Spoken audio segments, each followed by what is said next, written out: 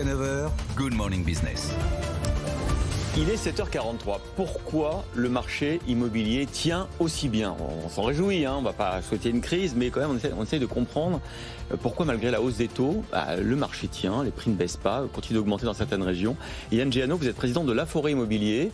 Merci d'être avec nous ce matin. Est-ce que vous nous confirmez, notamment avec votre billet de tendance de septembre, est-ce que vous nous confirmez que pour l'instant, entre guillemets, tout va bien? Oui, le marché est volontaire.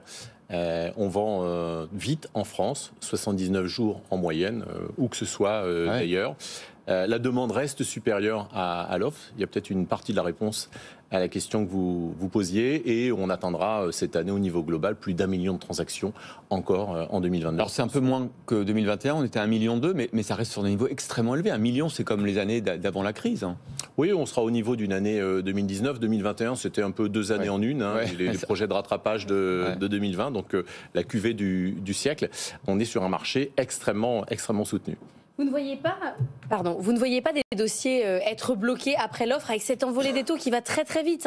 Là, on est à plus de 20 sur les dossiers à 25 ans. On était encore autour des 1 au début de l'année. Des gens qui ont commencé à avoir des projets qui trouvent et qui en fait sont bloqués par les taux.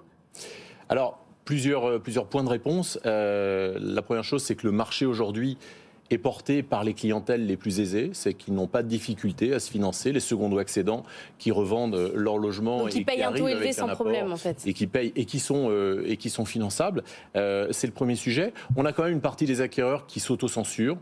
Nous, on évalue à 15% cette proportion d'acquéreurs qui vont voir leur banquier, leur courtier, qui viennent dans les agences du réseau Laforêt et qui se rendent compte que finalement, sauf à reconfigurer son projet ou à reculer, ils auront des difficultés à financer. Et puis, ça faisait longtemps qu'on n'avait pas vu plus de 5% de taux de refus sur des financements immobiliers avec des catégories qui se finançaient très facilement il y a encore quelques mois.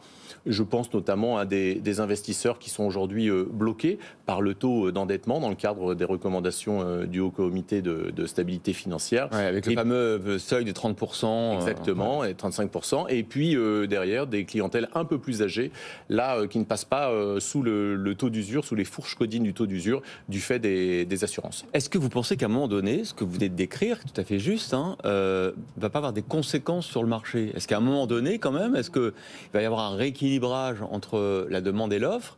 Est-ce que les délais peuvent s'allonger pour vendre un bien? Et est-ce que le marché va commencer à décrocher? Ou est-ce qu'il y a d'autres raisons dans l'autre sens qui font que ça tient? Alors, il y a un sujet, en effet, on voit que le robinet du financement a été fermé. Clairement, pour les jeunes actifs, les moins de 35 ans, pour les ménages les plus modestes, celles et ceux qui ne peuvent pas se constituer un apport suffisant. Donc aujourd'hui, ça pénalise fortement le marché. Là encore, les clientèles les plus aisées tiennent le marché. Jusqu'à quand? Point d'interrogation, puisque on voit quand même les prix qui sont sur une tendance haussière, même si cette hausse des prix, ça s'agit.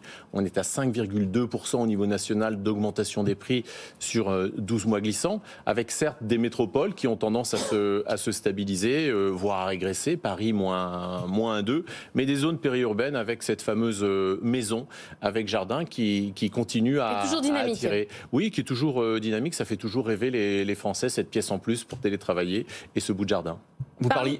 Parmi les villes qui sont toujours dynamiques, on parlait souvent de la Bretagne, mais aussi de Lille, de Lyon. C'est tout. On remarque toujours cette dynamique.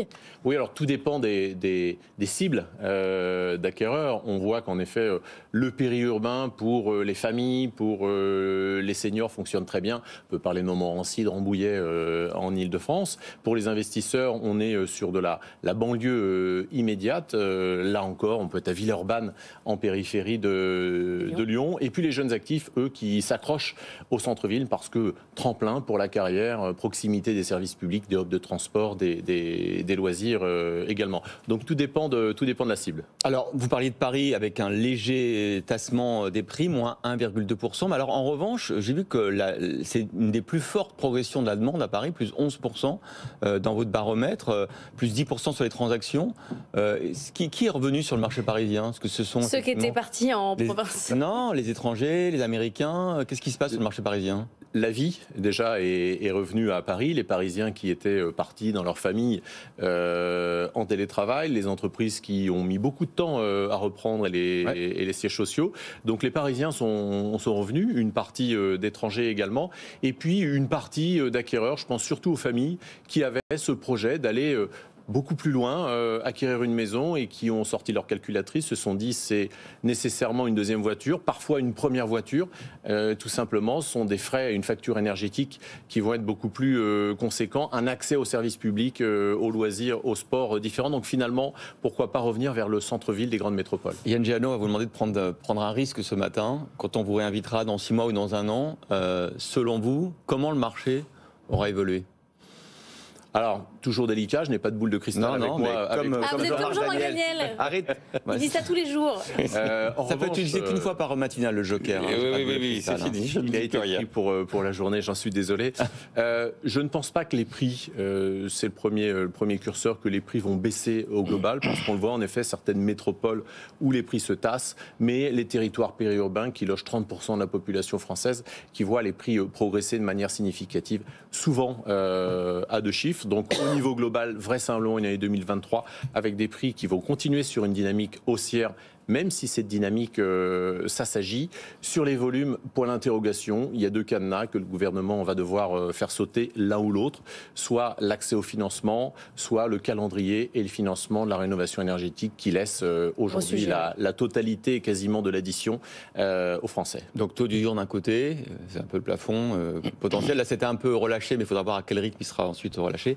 Et puis donc effectivement, le financement de la transition, c'est un gros budget pour beaucoup de gens. Merci beaucoup Yann Géano, président de La Forêt Immobilier, d'avoir été notre invité.